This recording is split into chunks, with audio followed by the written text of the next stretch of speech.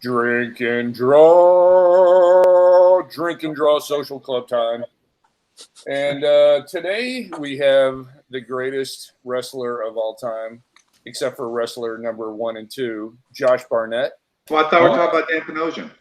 Oh, yeah. He's no wrestler. You just got to bite him and he'll give up. We got Jeff Johnson, we got Dan Panosian, we got Joe Quesada and Dave Johnson. And hit it, Dan. Let's go. All right. Now we can get off this thing. Oh, wait, I forgot to start drinking. Oh, yeah. What are you going to drink? This is Josh Barnett. He's dabbled in some of the fighting arts over the years. I'm going to drink Warbringer. Jesus. Mesquite smoked Southwest bourbon. Nice. Wow. 98 proof. How old is it, though? That's creepy. Well, I mean, it's of age. You gave me that old bottle of whiskey. Whoa. And you had to blow the dust off it? Yeah, I was like, and then he gave it to me. I was like, this thing's 10 years old. I'm going to drink some mezcal because I'm going to draw Clint Eastwood. You think Clint Eastwood would be a mezcal drinker and not a bourbon drinker? He's probably drinking whatever they put in front of him in those movies. He's drinking rot gut. Yeah. Dave, are you drinking anything, or? I'm drinking. What am I drinking? You're drinking that drawing in. Yeah. I'm drinking vodka and soda. Okay. Nice. Out of a red cup. Out of no, not just. No, I actually got one of those. What are these? Those tins that you buy, the Wild Bill root beer things that you buy at cons. That sounds crazy. Yeah. Wow, really living it up today. Yeah. Well, Josh is on board, so. Well, cheers to that. All right. Cheers, everyone. Cheers. Joe, you're drinking Jack Daniels, I hope. I'm wearing Jack Daniels, but I'm drinking coffee. So there we go. Okay. All right. Sláinte. Actually, it's espresso. It's the hard stuff. All right. Well, things are going to get crazy. Josh, the way we met when you met Dave and I and Jeff was at a drink and draw, oddly enough. Well, yeah, these guys were harassing you, and they're like, they thought that you were somebody else. They kept asking you, hey, you owed us money. You got to pay up now or whatever, Panosian. And so I saw that you were outnumbered. Somebody might have pulled a knife. I can't recall. And Dave was just tears everywhere, crying, visibly shook, nearly inconsolable. And I felt like it was my civic duty to jump in and to alleviate the pressure on you guys and protect you. As it turns out, you did owe that guy money, so you're a jerk, Dan. But you didn't have to. He got his ass kicked instead. Yeah, it's a common thing with Dan. Josh beat that guy's head into a wall, I believe. Right. Yeah. And then I didn't have to pay him back for another, God, what was it? 3 more years, I think. But Josh, in Dave's defense, he's always sitting there crying. That's just the normal state. He had to move out of his old place in downtown because the floors were warped from tears. Yes, the concrete floors were warped. Salty tears. Yeah, you'd be surprised how many times Dan gets in trouble in a bar. No, not at all, actually. It's true, you wouldn't be surprised. In fact, you know what's more surprising to me is not that Dan getting in trouble. It's that anyone ever believes him when he starts talking to them in public. It is always going to be some sort of ruse, some sort of trick, some cruel joke played by Mr. Panosian. Something. Were you there when I got bitten at Drink and Draw? No, but I heard the story. When did that happen? You don't remember when I got bit by a drunken Cyril? No. Oh, no, I wasn't there. I heard it was about his birthday, and he came in and he had gotten these new tattoos.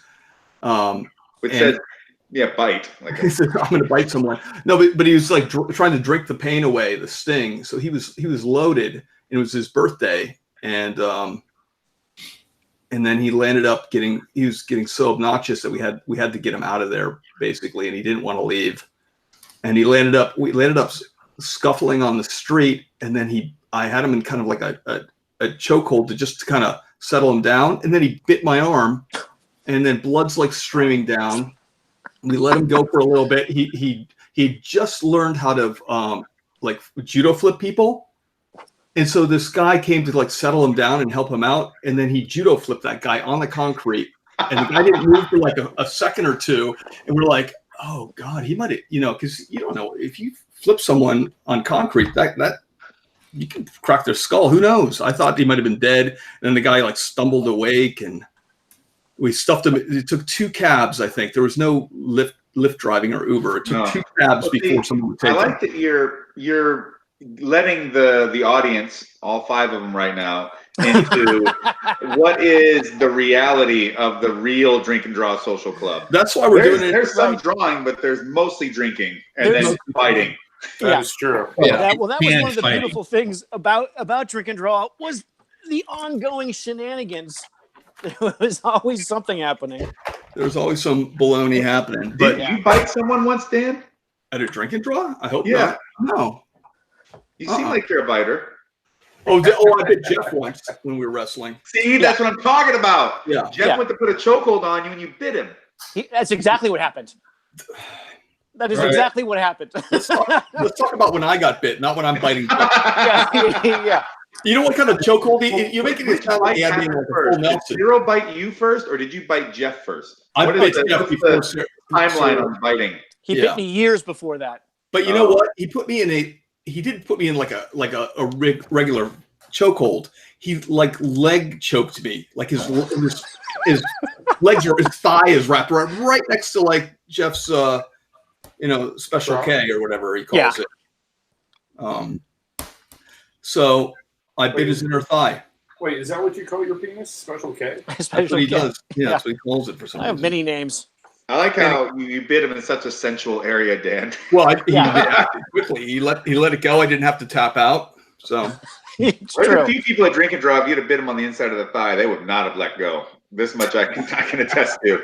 Yes, that is 100% sure. Some people would have really enjoyed it. Relish that. They just go. Yeah, but I don't worry, or I shouldn't say. I have very little sympathy for Dan getting bitten, having falling down, tripped, hit over the head with stuff, because I've seen him spin people up in so many ways with so many little narratives, and he never breaks when he's putting you into some. Are you going back and forth between a Budweiser tall boy and a Modelo tall boy? I am indeed. Why? That's weird. Because one is at a higher shelf, and it just depends on which way my hand goes. How many open beers are in your house? They're just everywhere. You can even see Dave. You can just hear him laugh. Oh man. I'm almost done with the bud's almost gone, and so I popped a fresh one. Oh. So I'm just going back and forth depending on the mood. Hey guys, you're feeling muy caliente or more patriotic. This is how I feel. Hey guys, I got somebody out here, Dan or Josh. You guys may want to do the brutal honors, but Atomic Bulldog Art said he was in such a rush to get home to tune in, he forgot beer. Oh no. Oh gosh, what do we do? Ask Jeff Johnson for one of his. Yeah, he's got extra. I have lots in the fridge. So Chuck Beebe introduced. You knew Chuck Beebe, and hold on, you're getting ahead of yourself, and you are correct to a degree. But actually, the guy whose face we can't see, and I don't mean Ben DeFeo, who's often, the woods of Missouri, wrestling a hog right now, I'm sure. But it's Dave Johnson actually that introduced us. It's Dave Johnson, because I met Dave at a God damn it, through John Schnepp and Titmouse. So I met Dave at a Titmouse party, and he came up and introduced himself and talked. He's a big fan of fighting and what have you. And I was like, oh fuck, that's really cool. And we also had another mutual friend. So then the whole thing about Drink and Draw came up, like, oh, well, that would be really fun to go hang out at. And that's how I started going. And then I got Chuck Beebe to come back from Manhattan Beach a couple times to come hang out with us. Yeah. Oh, right on. And you knew Stephen Platt, right? I did. I know Stephen Platt also, because we did something similar, I guess, although not with the intent to create like a Drink and Draw thing, but a friend of mine, Lucky Nakazawa, used to manage this bar called Royal Clayton's in downtown LA over in the Arts District. And so we would get together on Sundays to just, a whole bunch of us, to just talk about nerdy stuff, put on stuff on the television that we wanted to watch, like pro wrestling or Japanese Sentai stuff, or who knows what, whatever came to mind. And Platt used to come down, and some other folks, and people just started saying, "What's that?" Bernard Chang, maybe. Bernard did not come down, but I lived in the same building as Bernard. Yeah. So that's how I met him. Hmm. Small world, Pinocchio. Yeah. And So what were you doing, Josh? What were you doing at the Titmouse? Was it one of the Smash ones? Were you doing a project with them? Not this time.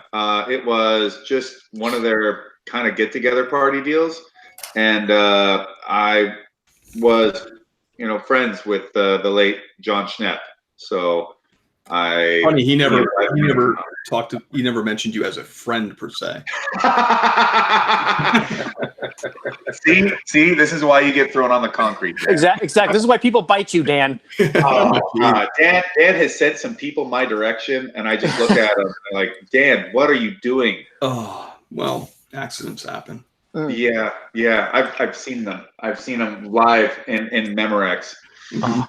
Some of my favorite is being out with Josh, and I'll be wearing like a Pride shirt, and Josh is twice my size, and he looks like a monster. Josh just looks like a living Viking, and people start talking to me about Pride and how much they love Pride. And Pride was a fighting organization that was arguably like more popular. It wasn't people. It was that one guy. It was you, me, Dave, and another, and we were at Bar 107. Yeah. And that guy rolls up to you, he sees you with your Pride t-shirt on and starts going ham on Pride. Like, yeah, dude, he knew everything about this. So yeah, Pride is like an organization it's a Japanese version of the UFC, and it took all the best fighters from the whole world. Whereas the UFC was primarily like United States fighters and some of the Brazilians that had come up to, but Pride was really like, it was everybody all over the world, and eventually the UFC bought Pride just so they could have the awesome fights. Fedor started in Pride, and so many others. But you kind of kill it once they bought it. You were in Pride, but this and he fought like probably more in Pride than anywhere else, right? Me? Yeah, I had quite a career, in Pride, like at least like 4 or 5 years. And so this guy rolls up and he's just like, "Oh man, that's the real shit. That's the good stuff. Blah blah blah." And he's going on and on. I know all of. And of course, Dan's like, "Oh, you're a big fan of Pride, huh? Oh, do you watch it much? Like, who are your favorite fighters? Tell me about it." And so he just gets this guy to keep going and going and going and going. And Dave's standing over there just I can help himself. That's a spot on Dave. Yeah. And this guy keeps going on about, and it's like, "Oh, do you like Nogueira? Do you like?" And he's like, "Oh man, I've seen all of his fights." I'm just thinking, "Oh, you have, huh?" Yeah. And so he turns to me after going on and on and on about how much he loves Pride and how much he's seen everything, right? And he looks at me and he goes, "You're kind of a big dude. Do you ever think about fighting?" I go, I like watching. Yeah, then you get a double dose of. Dave's gonna die from an aneurysm from laughing at this point. Yeah, and Dan is just smirk face as usual, goading this guy on. And I just sit there and I go, "Nah, I think it's cool and everything like that. I used to wrestle in high school, but I don't know." And this dude looks at me dead in my face, seriously, and goes, "Oh, bro, if you ever want to get into it, man, I know the guy. You got to meet this guy, Bear. Man, Bear is the man. Bear can get you ready. I'm telling you, man, this guy, he's so kick-ass, If Bear trains you up, you'll be out there in the pros." And I'm just thinking, "Oh, well, cool, great. I'll give that a consideration." Yeah, great contact for you. Bear, yeah. If you're out there, Bear, I hear you're pretty tough. Mm-hmm. But does he like comic books? That makes the man right there. Right. I don't know. I don't. It's a big ask to fight and like comic books. What's your other, like, you like comics, but you also like role-playing games and Magic the Gathering. Yeah, anything with a safe word. Yeah. Mine's always banana. Yeah, banana. I got a little problem with that because... Of course you do. Yeah. Lay it on us, Dan. Here's the thing. Why is it... nothing against Magic the Gathering. It's great. Okay. No However, problem. why not Dungeons and Dragons? I did play Dungeons and Dragons back in the day, 2nd edition. And Nice. I don't have time for that anymore. In fact, I haven't played Magic the Gathering in forever. I just, between all the time of bailing you out of fights, keeping old whiskey in your hands, yeah, and training and what have you, it's just there's no free time. there's no free time for something like that. No. And to be honest, AD&D, which was what it was when I played it, was pretty cool. But I was more of a Cyberpunk 2020, GURPS, and Warhammer guy. That was me. That sounds like Joe a lot when I first met him. Right, Joe? Absolutely, Dan. I have no clue what the hell you're talking about. Total GURPS guy, as I recall. I just feel like at some point Joe's just gonna not even look at the screen and just be like, "Fucking nerds." Now, Josh, I do have a question for you though. Is it tough being Dan's hero? I mean, knowing that he's like constantly like lapping at your boots and like looking up at you and Yeah, to be honest, he walks down the street trying to. No. Hold on. Dan's hero is actually Nandor. That's true. I wish we could pull up that drawing that we did of Nandor. One time Josh was it was his welcome back to the UFC, or maybe it was. No, it was my last fight in Strikeforce. Oh yeah, so Josh had like the flu and a cold, and they're. It was the flu. The flu that killed old people and the young. I'm surprised you made it. Yeah. No, you had the flu. I did. Yeah. I'm saying I'm surprised you survived it because it killed old people and the young. Yeah, well, I am old and young at heart. But Nandor looks like how we draw every bad guy in every comic. Like the guy. He's a super stereotype looking. So Dave and I are looking at Nandor and looking at his record, and I think he's undefeated for like 7 fights in a row, and we're like, oh fuck, Yeah, we were nervous. We're nervous about this, and then so we drew, like the good friends we are, we started drawing some illustrations for Josh of Nandor, of just Nandor, like fan art of Nandor.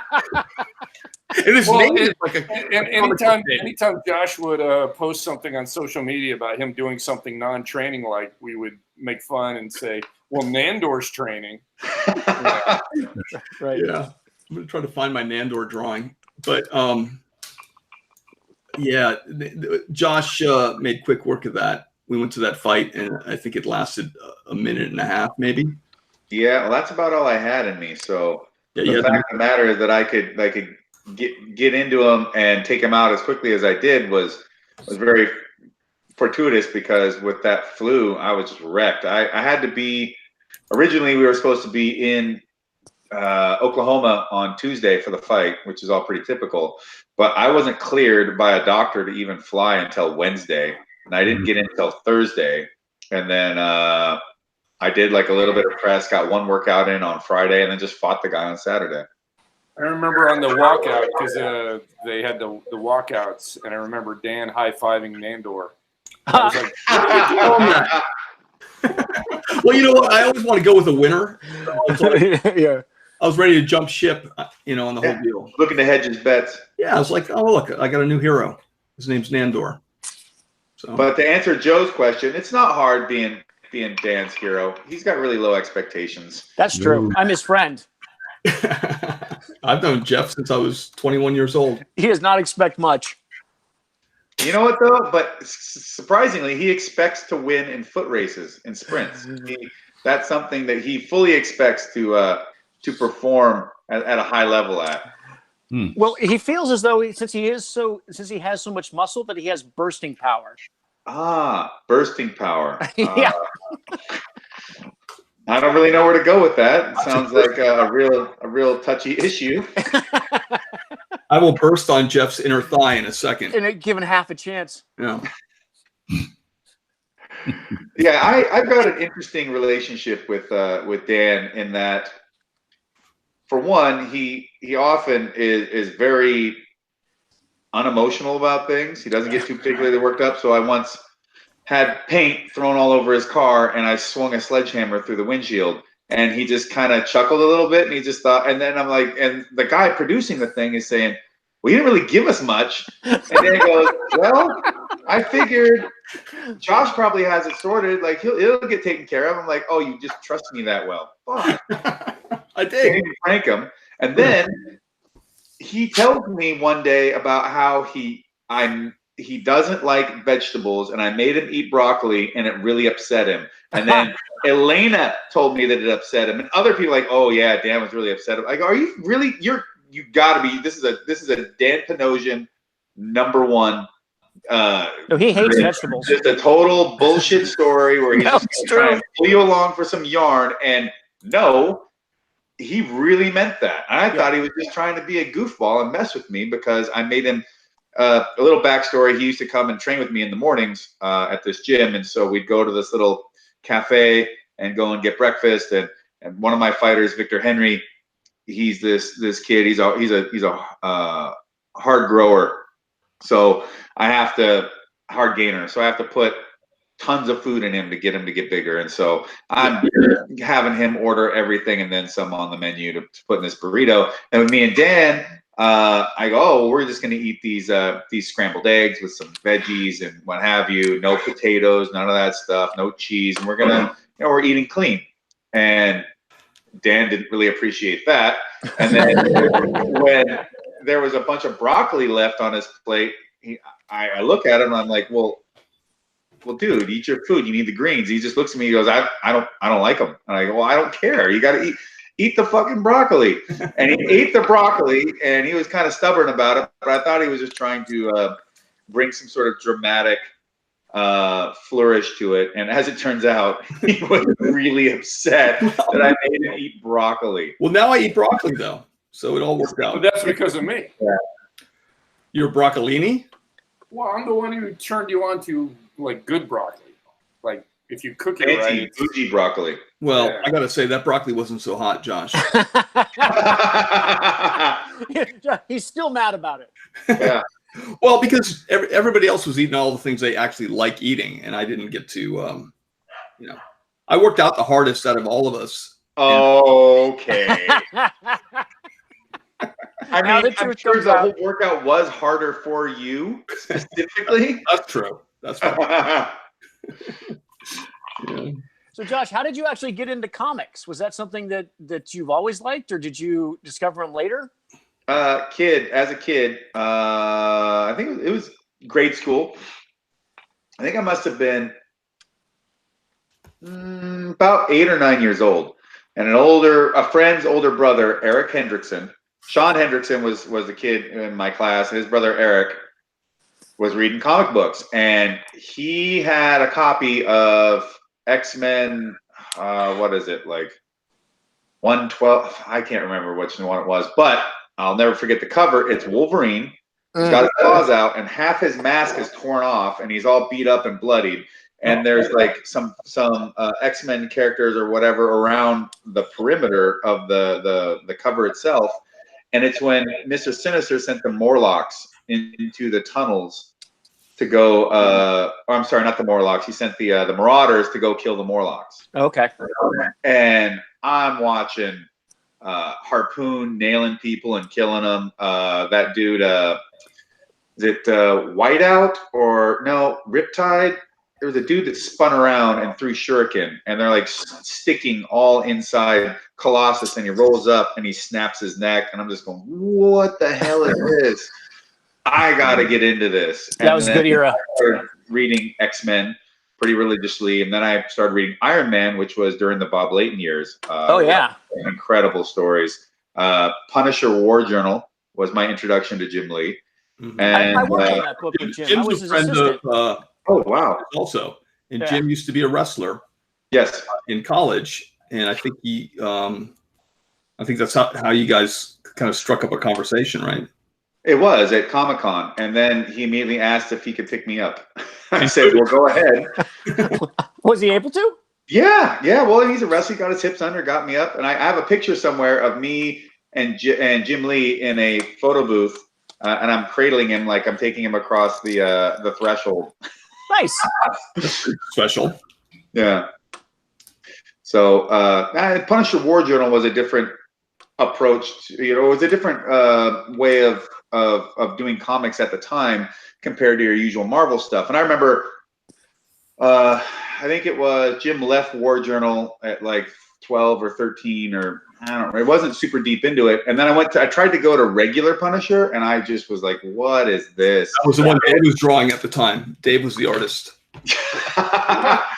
I just remember it being so much cornier, and like no one ever got shot. And I just thought, what is this?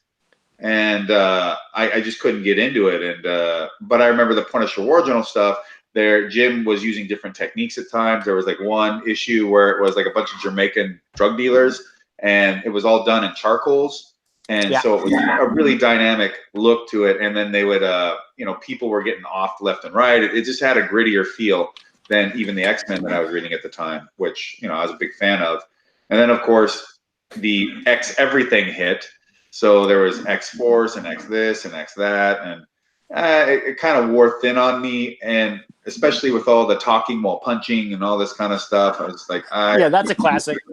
Can't deal with it. And then I found manga, and someone showed me Heavy Metal Warrior Xenon, and I went, what the fuck is this? Like, this person just got exploded all over. So there's this intense amount of violence that I've never seen before in a comic book. Then there's these more adult themes as far as like the depth of these relationships and stuff coming up. And then the background, the technical drawing aspect, like the buildings were so highly detailed, and the mechanical elements of this cyborg's arm were just, it was insane. And so I just was blown away. I started reading all the Studio Proteus, Dark Horse, I guess. Well, I guess it was Eclipse. It was Eclipse stuff. Right. Yeah, I remember Adam Warren stuff too. Adam Warren? Oh, like Dirty Pair? Yeah. Oh yeah, that stuff was great. He did a lot of stuff for Studio Proteus. And who was the guy who was always translating that stuff too? Torrance That Smith. was Torrin. Yeah, Torrance Smith. or something. Yeah, Torrin Smith. Yeah, so Studio Proteus, I think, worked with Eclipse to do Appleseed to begin with. Yeah. That was a big one. And then there was, I don't know if it was Eclipse or if Viz was already an imprint at the time. They had Dagger of Kamui, which is that's a Sentai great Shiroko series from the 60s. Yeah, what a killer series. If it's not Marvel, Joe really pretty much has he's just not interested. He just thinks it's garbage. Joe hates it. Yeah, pretty much. Yeah. Yeah. That's perfect. Do you remember the Berserk stuff? Did you ever read that? Oh yeah, I still do. And I still try to pick up newer books of it. As a series is still ongoing. I'm getting a refill of Warbringer. Okay. Yes, indeed. Berserk is one of my favorites, actually. I remember we talked about it while drinking whiskey at some drink and draw. Yeah. That was the first time we hung out. I'm like, oh, son of a bitch, this guy knows his anime. Yeah, I was kind of disappointed that Josh, I was kind of, the first time I met him, I started quizzing him on all this stuff, and I realized he knew more about comics than I did, and I was like, oh, dude. So Dan was playing gatekeeper. He's about to see if I had the credentials to hang out with everyone. He was going to kick me out, of course. Oh, yeah. Yeah, it sounds like me. You have legitimate nerd cred. No, not only that, I was, because all I ever want to do is talk about, fighting. I got Josh Barnett here. I just want to talk about this. And Josh just wants to talk about comics.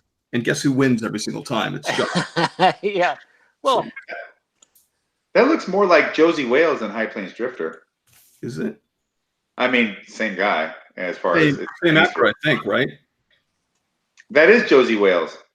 Is he an outlaw at this stage, or is he just? I think he's an outlaw. I'm pretty sure that it's he's on that path of being an outlaw. Aren't we all though? Sure. on our good days. Yeah. So you think that Joe, how did you get to meeting these guys? How did you get roped into this whole thing? Just lucky. Poor Joe. Was that a question for me? Yeah. Oh, hey. You're the only Joe around. My name is Joe. Sorry, guys. Yeah, no, I'm fussing with my iPad trying to get questions here, and it keeps shutting down on me. So that's why I'm just frustrated, technologically frustrated. I met Dan a long time ago. Dan was the first guy to actually ink my work. Butcher your work. Huh? I was the first guy to butcher your work. Yeah. Yeah, well, that too. Right, you're still friends after you let him ink it. We never worked against it. No, I mean, we just became friends. I visited him down in South Florida. I knew Dan Wen back in the days. I don't know, Josh, if you heard about the stories about Dan would wear his lotion of preference was baby oil and Coca-Cola. It's stimulating and invigorating and hydrating. Dan insisted that using that mixing Coca-Cola into the baby oil helped you tan faster. Dan, was that it? Yeah, no, you have to get a cleaner tan, right, Dan? A cleaner? No, it's stickier tan. Which I think is preferred. Sure. The thing, every time I would see Dan, I remember I actually bumped into him before we were actually professionals. He was dropping off his portfolio at an ad agency, and so was I. And I just remembered this guy with this glorious mullet. He had on this, tank top, I'm sure. The tank top, and he was glistening. I mean, he was just shining and glistening all the time. So when I went to visit him in Florida, he was glistening as he normally does. I just thought it was just normal glisten, and then found out that no, it's all enhanced. Well, yes, it's like a lot of things with Dan. It's not entirely true to life. There's some sort of secret, some sort of gimmick. Yeah. And Dan didn't know how to tip. You know that, right? Did he tell you the story? Yeah, he did. Oh, no, he didn't. Oh, yeah. Dan did not. Dan was going to bars for years and didn't know that he had to tip bartender. I was very European about it. Yeah. It was That's what it was. Yeah, I was a little ahead of my time. But no, he did, and I was like fascinated by this buyback, and then it became, every bar experience became about the buyback for me. After that, you kind of ruined me at bars, and then if they didn't do the buyback, I was like, I just got to tip more and more and more.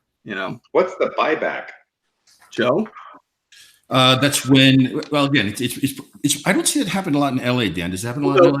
First of all, Josh walks in and everybody knows it's Josh Barnett. So yeah, when was the last time Josh paid for a drink? No, in New York, in the Irish bar, you buy enough rounds, the bartender will usually pick up your third or fourth drink. Yeah, on average. So I was like, I have to win this every time. winning it. Always with the winning. Yeah, I was like, I need this person to buy back. I need the buyback, and then I'd have to tell Joe. I go, yeah, I got a buyback on that one. Yeah, How often did you get a buyback, Dan? In Florida, a lot more. Actually, out here in LA, there's not a big buyback culture. Well, but it's more about who you know and making friends with the bartenders. And once you get in with someone, you might not even get free drinks, but you'll get such steeply discounted, they might as well be free. That is true. Yeah, like how often did we ever pay for a Jill special? Pretty much never. That was the greatest deal in the world over there. That was the best thing about Drink and Draw for a while. So we would go in and just get these masterpieces. Mm-hmm. I'd say it would be the fried potatoes. That was one of the best things about Drink that was and Draw. definitely good too. Mm-hmm. Yeah, Casey's is great. It's a great place to have it. Yeah. So, Josh, how would you, since we're not privy to this, how would you, what would you say about Dan's fighting skills? How would you assess him? Dan's fighting skills. Well, there's a lot. A lot of crap. They're a lot like his sex life. 30 Seconds of Fury. Yes. A mad fury. Mad fury. And then there's a lot of sweating and panting and breathing hard. Dan is a Clubber Lang type of boxer. He is a puncher. He likes to tell people, why don't you fight like a man on your feet, before he has his buddy clip him from behind. Dan can throw down. I'll give him that. He hits hard, but he's lazy in the gym. And so you have to come to him and go, Dan, 3 minutes on the bag, and then you can stop. And he just looks at me and goes, well, why am I fighting for so long? I go, because you missed. Yeah, and it's true. He's not averse to hard work in the gym. Mm-hmm. Him and I did some like Mike Menser inspired workouts for quite a while, which is pretty brutal, and it involves a man with oversized glasses and a mustache, so it's not real. The only way to do it. Yeah. And but there, I'd come up with some exercises for him, and there's times he would just look at me and just think, I don't know why I'm friends with you. This actually seems like a bad idea. Have you made him cry in the gym? Yeah. Made him cry? No, but very melancholy.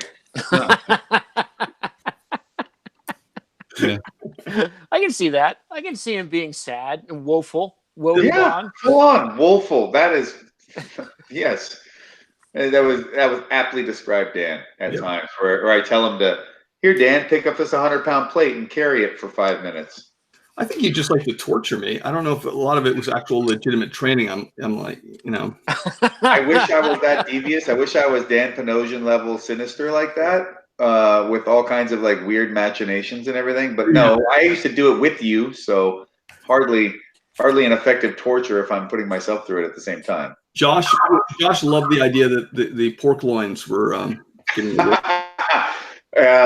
If this ever gets back to Elena, I'll try to get back into her good graces. But Dan would come in and go, hey, it's funny because I know when the workouts are going well, because Elena will go, your arms are getting too big. Look, you started to grow some pork loins on your shoulders. And so I'd start teasing about his pork loins and add more bicep exercises to make them bigger. And I would just think about Dan coming home and trying to grab something from a shelf and something, and then just Elena being just like, ah. Yeah, she's never happy about the pork loins of love, as she called them. The pork loins of love. Yeah. So my dream is to have Josh train Christaki, my little son, Christopher Colt. But doesn't he already hit harder than you? He hits me. So I don't want him hitting other kids. So basically, I told him, you can hit me as hard as you want, anytime you want. So it's kind of like an Inspector Clouseau and Kato. While you're asleep. Yeah, and he hits really hard. I mean, but he'll go to school, and I'll pick him up at school sometimes, and then he'll bring the other kids over, and he's like, hey guys, and he's only 5. He goes, come over here. He goes, you know what? You can hit my dad as hard as you want. Go for it. Take a shot at him. So I'm like, I don't know if I did a good thing here or not, but that's so odd. Yeah, it's such an odd thing for a kid to do. Yeah, hit my dad. Yeah, punch him. Get him. Take the shit out of my father, will you please? Yeah. Oh man, I wish I could have said that many times. Yeah. Well, I have a special place in Christaki's heart because I once introduced him to the chickens that I had at my house. Oh, totally. And I showed him a sword. We went to Josh's place at one point, and he was pretty young. He didn't really say much of anything, but Josh had all these chickens so he could get like fresh eggs. And whoops, wait, where am I trying to switch phones here? Logitech. Okay. For a second, I thought you were going to say it was a fighting technique with the chicken. No. That drawing looks pretty good, by the way, Dan. It's coming out nice. Thanks. So Josh had all these chickens, and then Josh was also demonstrating some sword techniques for him. And Josh has there's so many weapons in that house. It was perfect. And Christaki's and Josh is like easily a head taller than me, and of course, every kid's like, oh no, your dad's the biggest, baddest man on the planet. And then he sees the Warmaster, and he's like, is Warmaster a bad guy? And I'm like, well, actually, Warmaster is kind of a bad guy in a lot of ways, but it goes like Wolverine, where he's good and bad. Like he's right in the middle. And he goes, okay, and he's trying to figure that out. And then he's learning all the sword techniques from Josh. And then the thing he liked the best is chicken. So every time he sees a chicken, he goes, the Warmaster has chickens. And then he'll also just randomly bring up the Warmaster all the time. It's just the weirdest thing. But I love him calling Josh just the Warmaster. And now when he listens, Josh is a bad guy, and then he wants to listen to heavy metal. He goes, I want to listen to bad guy music. He goes, let's listen to, like, I was playing something apparently not up to code for my son. And he's like, Dad, this sounds like a sad song. Let's play some bad guy music. So we'll have to. That's fantastic. So you've been, you know what? Maybe actually I am capable of Dan Panosian level subterfuge. And this has been my long con. This is my grift to turn his son into this I don't know, warlord for the 22nd century, whenever that comes around, the 21st century. Yeah, I think he could be your next Victor Henry. Maybe. I mean, I've already got that one, and I already fucking can't stand him. So I mean, I don't want to hope I could take another. Hey Josh, we got a question for you. Yeah. From Gar Hyde. Did you ever live in Japan? Any fun stories about Japan, if you have? I did. I lived in Japan for 2 years. And, you know, we could go on and on about fun stories in Japan. Do tell. What would be one that is palatable for the public audience? Well, don't pick that one. We only want the ones that involve tentacles. Yeah, Sure. Of course. Did you go to that crazy show where they have the robots and it's like No, well, see here, when I was living there, that didn't exist. Okay. Yeah. Let's see. I've drugged some people out of some places, just completely, you know, tanked before. Plenty of that. A good funny story in Japan. Well, one time, so there's this guy Antonio Inoki, and he is a massive one of the most. He is probably the most famous pro wrestler in Japanese history ever. He is actually responsible for elements of what modern mixed martial arts is, not just in Japan but in the world. And he's a legit tough guy. He can really fight. He can really grapple. And I got to mentor under him when I was in New Japan Pro Wrestling. But he's famous for this thing called the Tokon Binta, which is the fighting spirit slap. And the idea is like he slaps you in imparts his fighting spirit into you. And it was after a show in Hiroshima or something like that. It's not like a hey, I slapped my friend. It's like a slap that may knock you down.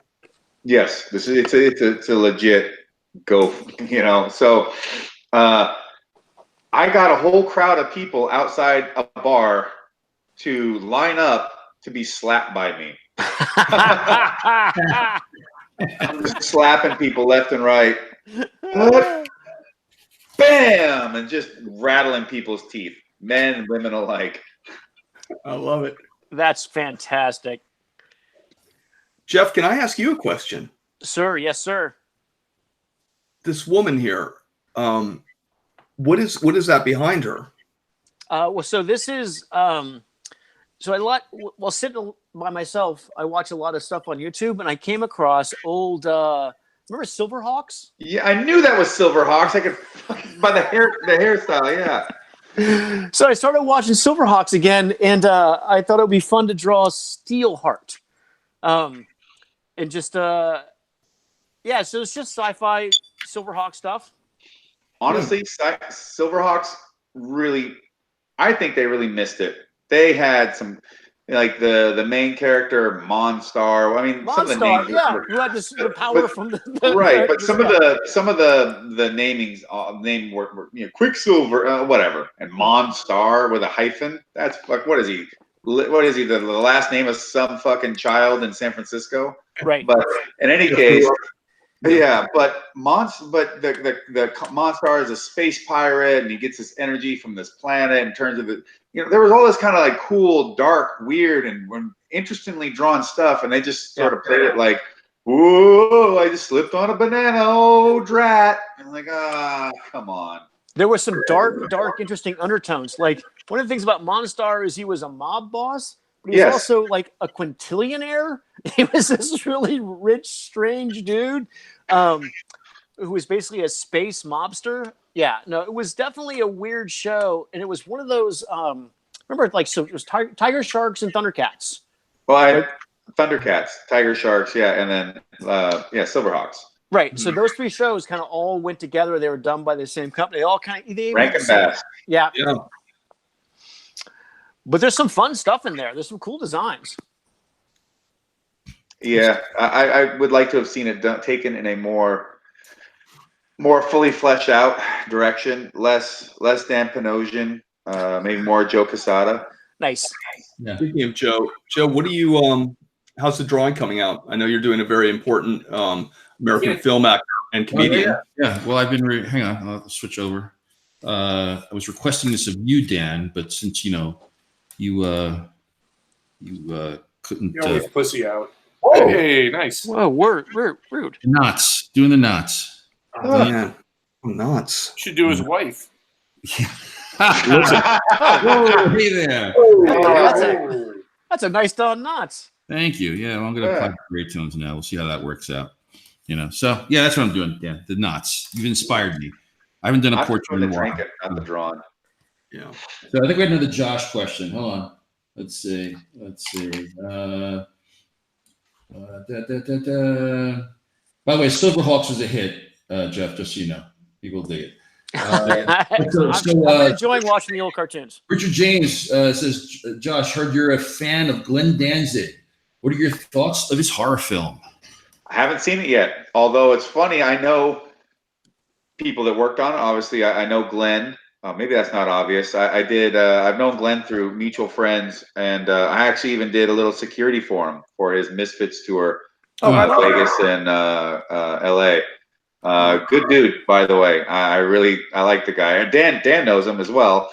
And the three of us, Dan, me, and Glenn, have a mutual friend in Simon Bisley, which we can get into some stories about later, hopefully. The Biz. Love that dude. He's awesome. But I haven't seen the movie yet. But then, yeah, I know a couple gals that were in the film. I hear that people really enjoy it, and then it's just buckets of blood and craziness. I'm looking forward to seeing it sooner than later. I would have loved to have gone to the premiere, but I was out of town. Yeah. Oh man, I haven't seen it either. I heard a lot of things about it though. Is he in it? I don't know. I know he directed it. Remember there was talk like maybe it was back in the 90s, like who should play Wolverine in a movie, and there's a lot of Glenn Danzig talk. People were thinking it could have been Glenn. Almost too evil for Wolverine, really. Yeah. We wouldn't have to change the haircut too much though. No, he was swole. I still like Danny DeVito as a possible for a new one. For Wolverine? Yeah, there's like an internet push to try to get Danny DeVito. Old Man Logan? Yeah. Even older man Logan? Yeah. I would so line up for that. Oh my God. Danzig used to come by the house and hit the heavy bag. And then I remember one time Robert Hedden, which I don't know, maybe you remember him, Jeff. I do. Hedden was like a crazy martial artist. And I mean, now he's doing some really insane stuff overseas. But Robert crashed into his car parking. Crashed into Glenn's car? Yeah, Glenn's car. And Glenn had a black horse. The horse was black. Oh, okay. And I was like, oh, this isn't going to go well. Like, dude, that's not cool. And Glenn was like, hey, no worry. It did nothing. He didn't, there's no worry. It's funny because people will always try to ask me like, oh, what's Glenn like? What's Glenn like? And they're always expecting like to hear something really over the top, something extreme. And I'll just say, I mean, the easiest way to say it is like, well, the guy, everywhere we would go, he's giving someone something. Like, what do you mean? Like, he has been in contact with someone. Oh, hey, remember that thing I told you about? Oh, here it is. He's just constantly giving things to people. Gave me a bunch of Verotic books. I'd read some of the Verotic stuff even back in the day in the 90s. Picking up the singles, and bringing like nice sake to his little after gigs, and we're sitting down just chatting about it. And he's like, oh, I really like this one because of this, and it just he's always doing something for someone. And Iron Ice Marquettes that Frazetta did. He gave Kristaki just showed up. Hey, Kristaki. Kristaki, you want to see the Warmaster? Yeah, come see the Warmaster. Come punch your dad in the face. It is. I'm gonna link it right on Josh. Warmaster's your real daddy. Hey, Kristaki. He can't hear you because I got on the headphones. Can you hear him? Here. Hi. Hey, Kristaki, how you doing? Do you listen to any bad guy music lately? Yes. Yeah. Have you punched your dad lately? I heard he's not that tough. He is tough. No, I know he's not. He's not. The tough one is mommy. Mommy is the tough one. Can you punch him really hard for us? Hold on here. undo now, okay? Okay. So you can, You want me to talk to him? Okay. and then you go to the bathroom. You need to go. You want me to help you go to the bathroom, or? This is also how me and Dan met. Yeah. Oh, you show us Rocky Juma. Come over here. Oh, there's Rocky Oh, wow, you Juma. got a dragon. Wow. Dan, remember when you used to help me go to the bathroom? I know, Dan. You haven't helped me go forever. Those are the days. That's a hell of a dragon Kristaki's got there. Does it breathe fire? Fire, he wants to know. Uh-huh. Yeah. Oh, cool. Hi, Elena. Says hi. Josh says hi. What up? Yeah. Hey Dan, did you ever do any work for Glenn Danzig?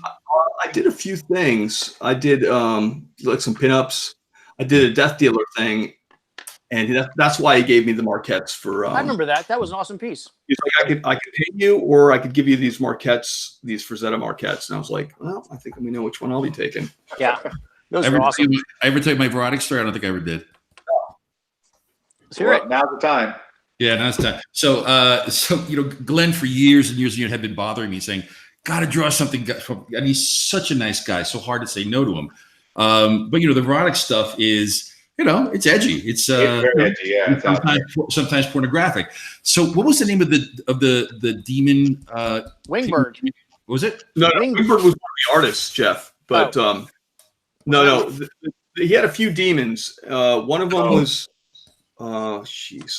the guy with the huge demon with the huge horns. No, it was the female one. What was her name? Demonica, something like that. That rings a bell, Monica. So I put it off and I put it off and I put it off and I promised him I'd do a short story, and so I finally get this short story. I agree to do it, and it is aside from the protagonist sort of walking around naked, which it's fine. Satanica. Nice. I'll draw the nude, but it's just generally not the kind of stuff that I draw. But then there was like this full blown orgy scene happening in the background. Glenn write it? What was that? Glenn write the story? I'm sorry, say it again, Dan? Glenn write the story. I don't know. He might have written the story. So I literally couldn't do it, but I hired an assistant to come in and draw the backgrounds of this thing. And he did an unreal job of drawing a really realistic orgy that happened. And one of these days, I fully expect my daughter to come across this book and go, "Dad, did you?" I'm like, "Yeah, it's a long story." No, it's a team effort. He's such a good guy, though. You know what I mean? And it's just I could not say no, but it's about as close as I came to drawing hardcore. Did you ever go to this party in San Diego, Josh? To what in San Diego? It's San Diego Comic-Con parties back in the day. Oh, well, yeah, of course I mean, that's where I met Jim Lee. At an orgy. What? At an orgy. Yeah, I don't think I'm going to make it out to this one. But that's kind of the way every Comic-Con story seems to start with me. It's like, there's no hotel rooms. It's such a son of a bitch to get down there and get lodged in, and then to get passes, and everybody's, the thing has really become a cluster nowadays. And it really does come down to it's the entertainment industry that's done it. It's made it so hard for even industry people in comics to get around, to get into things. There's all these super big parties going around that, to be honest, none of us are invited to for the most part. So it's become kind of difficult. But every now and again, I'll pull it together on last second, find a way to get down there. And some of that's just because I like seeing. Well, one, I like going to like the heavy metal booth and buying books, or going to the 2000 AD booth and buying books. So I go to Comic-Con to buy comics and to see people. I don't get to see all that often because everybody's in town. They're all there. And Lucky Nakazawa, who we were talking about, he's a small booth with these guys, Gargamel, who do vinyl toys, and then a whole other slew of guys like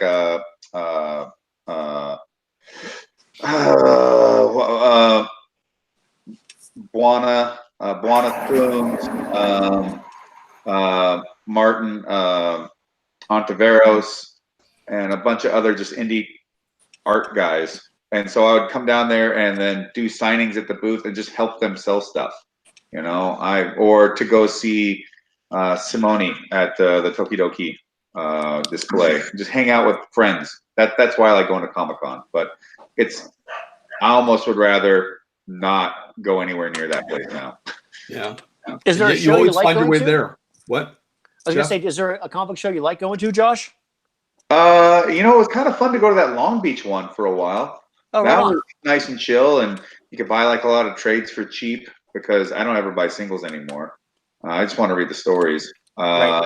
But that was much more relaxed. You still could get your hooks into. Like I used to find I think it was the Long Beach one. I found a whole bunch of Dead World trades. The old I think that was a Caliber comic. Oh Yeah, yeah. that- It was drawn by the guy that did the Cannibal Corpse covers, Vincent Locke. Yeah. So what are you reading right now? Are you if you were to go to San Diego, would you be looking for anything in particular apart from hanging out? Like, is there a comic that you're digging right now? No, I probably wouldn't go digging for any particular comic. I think the last comic I read was Slots. That's all There we right. go. So that's an okay comic. Not bad. Yeah. The shill is in. There we Yeah. go. No, I really did like Slots. That was a fun story. I do read Berserk. I try to keep up on that. Most I've been reading novels. Like I'm reading Ernst Junger's Storm of Steel, which is an account of World War I soldier from his diary. Cool. Pretty cool. But comics, I've sort of fallen off the wayside. There's a lot of books out there, and it can be tough to keep track of storylines if something has gone on long enough, right? So it can be a lot of information behind it. Was it you that gave Dan that Last Man book to give me? Yeah. Now see, if I was at Comic-Con, I would find those. Those are great. Besides That's an awesome book. besides buying 2000 AD stuff and heavy metal and things like that, that's kind of what I'm into. Or if like Jaime Hernandez has another, like Love and Rockets. Oh, great stuff. I really kind of feel we follow each other on Instagram, but I feel a bit like I might have scared him the first time I met him because I just sort of saw him. I was standing in the Hilton lobby, and he comes rolling by, and like, "Yo, hi, I'm such a huge fan." He's like, "Oh shit!" I think is what I'm seeing go through his eyes. Like, why is this giant Viking gonna come over to me and murder me? I know it. Hey, Josh, I've got another question for you. Yeah. Hold on a second. I lost it. Damn it. Oh, I got a question. It was basically, if one hit to take down a guy, what would it be? If there was one hit, one move. But one move to take someone. Well, it depends. The strike. To drop a dude in one hit. Where is the best place to hit him? Probably, right in the chin. Either got the chin, the temple, right behind the ear, or I would say their throat. Nice. Yeah, Hey, Josh. another good spot is to just to step through and throw a knee straight into the solar plexus. That one usually does a hell of a job. Hey, Josh, do you think you could have taken out a bagel guy? Well, Dan was having a hard day. He was all 5 foot of fury, yelling about I still haven't seen this women video on yet. dating websites. I haven't seen Women this on thing. dating websites. What is Well, that is Josh? I got a struggle. question. Speaking of that Long Beach show, did you ever meet William Smith? No. Now that's like a dream dinner guest. I met him at the Long Beach show, and I was like starstruck. That was like the coolest thing. And that guy, that guy's lived. he's still around, and he I think he used to box, amateur box. He probably used to do gloves. everything, Dan. He was a badass, that guy. He like did some work for the U.S. government, and like because he's so fluent in Russian, he's had like the world reverse curl record. He bodybuilded. He did karate. It's like, the guy is insane. He is like one of the manliest men ever to stride the earth. This is the guy who played Conan's father in the Schwarzenegger movie. Oh, that guy's awesome. Yeah, Bill Smith's sweat is a performance-enhancing drug. Right. Kind of like Russian Bear when he used to. My Russian Bear. By the way, whoever owns Russian Bear multivitamins and supplements, this is your guy right there, Dan Panosian. He's a big fan of Russian Bear, and if you want to get in touch with him, he will draw you a new logo and a I label definitely would draw him a new for logo. supplements. Russian Bear. By the way, you gotta find you if you go to VHS Talk or Wall of VHS, or the other one is like VHS Talk or something like that. They found, it's an Instagram account. They found the original Russian Bear advertisements. And it's so good. God, are they something else? Yeah, Josh has been sending them to me. Those are great ads. They are. I don't know how I think authentic. it'd be better if you were in them. I don't know how authentic the Russian is that is in that. Well, you should have Armenian Bear, Dan. That's true. Armenia is in Russia, Soviet Russia, or what was Soviet Russia. Caucasus, yeah, the Caucasian Mountains. Yeah, a lot of Armenians at that last fight. Well, that's because it's a Armenian. The promoter is Armenian, and they've had a lot of great fighters come through there, so they built a good fan base in the Armenian culture out here. Lights out extreme fighting. Going to be on Fox Sports with my guy AJ Bryant, AJ killed, and Chad George. Yeah, well, they both did great. Yeah, they did pretty fantastic. Yeah, that was cool to watch AJ. He lit him up. Got in the clinch, hit him with a short elbow, and then as soon as he was stunned, just dropped the right hand on him. In fact, right in the temple, which is what dropped him. Yeah, pretty bad. It is 6 o'clock, and Dave's got a date as per usual. Oh, there you go. Dave, really? I don't Dave? have a date. Lothario Dave. Yep. Hey, somebody's got to keep the time around here. Why is that girl? Do you know this girl, Dave? No, it's Instagram chick. I Random. like the redheads. What can I say? That is an excellent Don Notch there, Joe. Thank you. That's Yeah. good, Joe. Yeah, nicely done.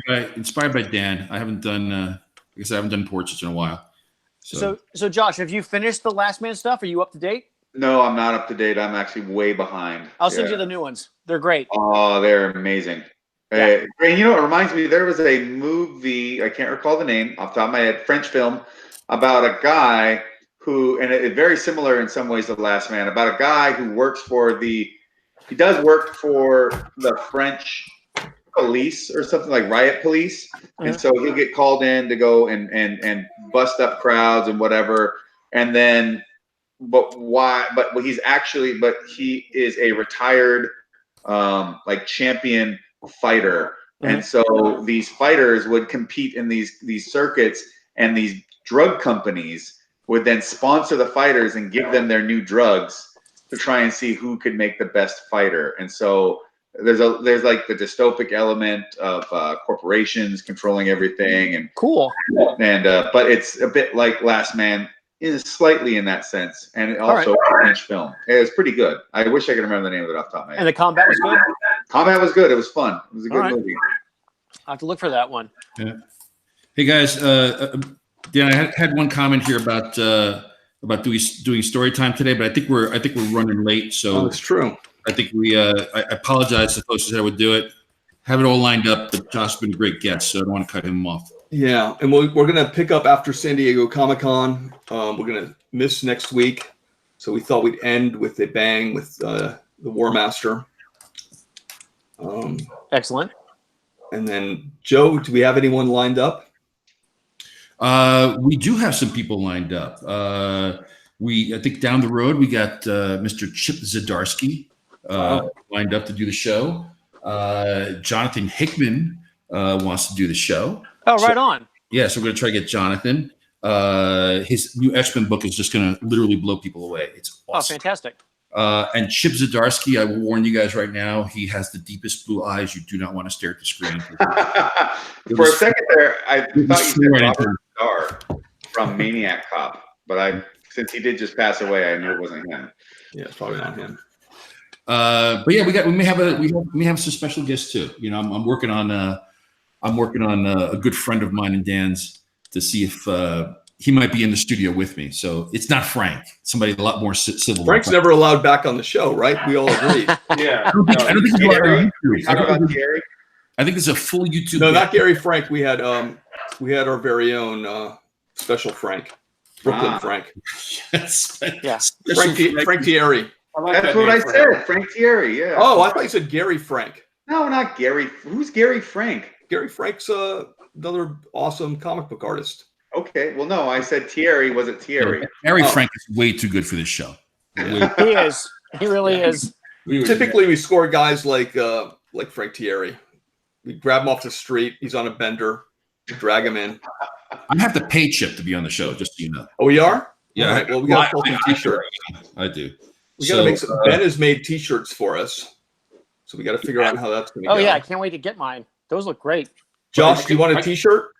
Sure, I'm an XL.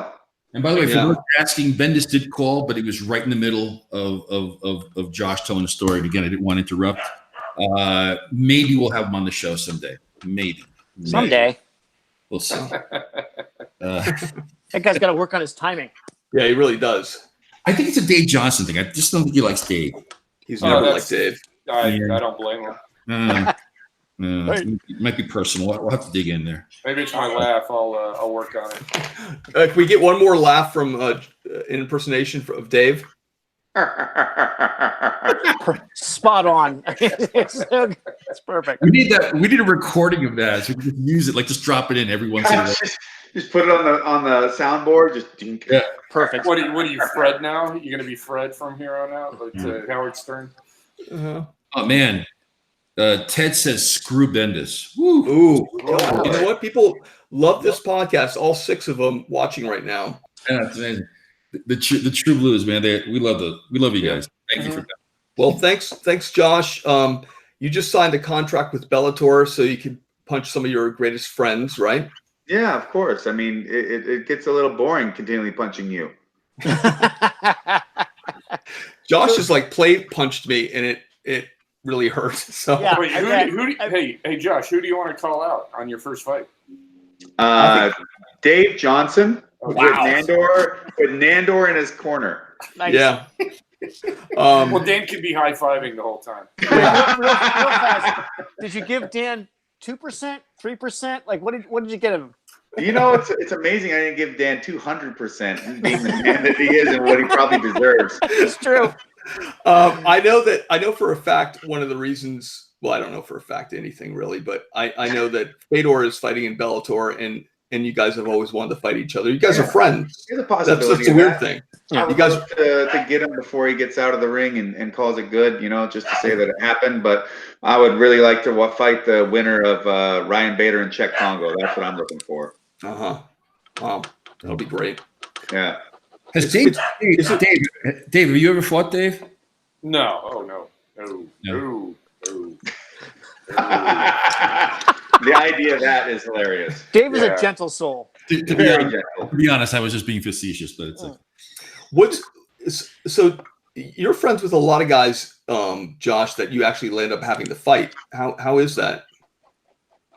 I think the best thing you could do for someone you care about is show up ready to go in the best shape you can and try to fucking murder them. Nice. Well, think about it this way. If you didn't give your best to someone you respected, how wouldn't that be less than the best? Wouldn't that be showing a sign of disrespect almost, so to speak? Oh Yeah. yeah. I think so. Yeah. That's why I bit Jeff. Yeah. That's why he bit me. He has no Yeah. respect. Yeah. Plus, he smelled your pheromones down there near your groinal area and decided to take a good bite. It was more he can handle, that's for It was sure. the only area I could reach. So. Hey, so one final question, if you don't mind, Josh. Like, how many? So, I think most people were surprised when I told them you were going to be on this show, and they're like, "Oh, you're going to talk about mixed martial arts?" I'm like, "Yeah, probably, but we'll also talk about comics." Josh is a big fan, and they were surprised to hear that. Are there a lot of fighters who are also comic book fans? Do you think it's kind of they're definitely out there. You know, it's quite a broad group, and when you think about people across the world at large, right? It's a big international sport, so you know there's a much bigger audience than you might imagine. But like Victor Henry loves Deadpool stuff. You know, he digs that. My fighter Alyssa Garcia would read just about anything you put in front of her. Like she loved all the old weird Vertigo stuff. Oh, cool. I would send her stuff from Humanoids and just, you know, hey, buy this, buy that. I got her reading Preacher. But it's, you know, it's kind of funny because, I mean, there are definitely people out there that like comic books. I mean, I think it takes an interesting individual to want to go out there and fight other people anyways. Right. But what's also interesting with me is how you said that someone's like, oh, I'm really surprised that Josh is going to be, oh, he's into comic books. And it's just like, well, I either get one or two things. One, they can't believe that I really like comics, which just goes to show like you don't pay attention to anything. Right, you don't know anything about number comics. two, they think all I do are swim in comic books and cosplay every fucking day of my life. And I'm just sitting around watching every anime that's ever existed. Right. And it's like, no, I don't have time in the world to do that. And I wouldn't even want to. Jesus. Yeah. Yeah. No, Josh's Instagram is basically you get to watch him training basically all these guys. It's pretty cool, and girls. It's almost half and half. We're getting lots of compliments here on Josh. You were a great guest. Clearly, we did not deserve you. That I will say that personally. Well, that's true. And to be honest with you, I'm surprised that you're friends with Dan in any way, shape, or form. It's a struggle. You seem much more evolved than Dan is. Right. You know, we tend to dumb ourselves down to hang out with Dan because Nice. Right on. Yeah, I love that. Well, on that happy note. Well, okay. So if you guys are interested, if you like all the nonsense, if you like all the nonsense coming out of my mouth at the moment, you can follow whatever shenanigans I got going on, which usually involve Dave and Dan in some way. Yeah. At Josh L. Barnett on Twitter and on Instagram. I'm also on the Facebook at Josh Barnett, Facebook.com/Josh Barnett Official. That's the old fan page. So as you can imagine, it's pretty desolate. Right on. So when do you travel? Like, what's your schedule? Are you traveling anyplace cool soon? I have some plans for a TV project, possibly. I'm hoping that works out, but it's awesome. It's Hollywood, so usually everything's like a lie at best. However, I intend to be traveling a bit with some fighters for some fight stuff, but nothing has been solidified enough to make a real announcement here or anywhere yet.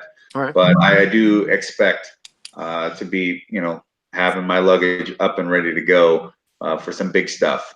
And for myself, I'm hoping to fight by the end of the year. I don't know where and when exactly or who, but my hope is that, you know, the winner of this Bader Congo fight, my understanding that's going to be next in line for me, and I'll fight for the Bellator title. Awesome. And at some point, I'm hoping that I can lock horns with my friend Fyodor and get a chance to get in the ring with him and meet him as an athlete and as a friend at the same time. If you win the belt, are you going to let Dan wear it?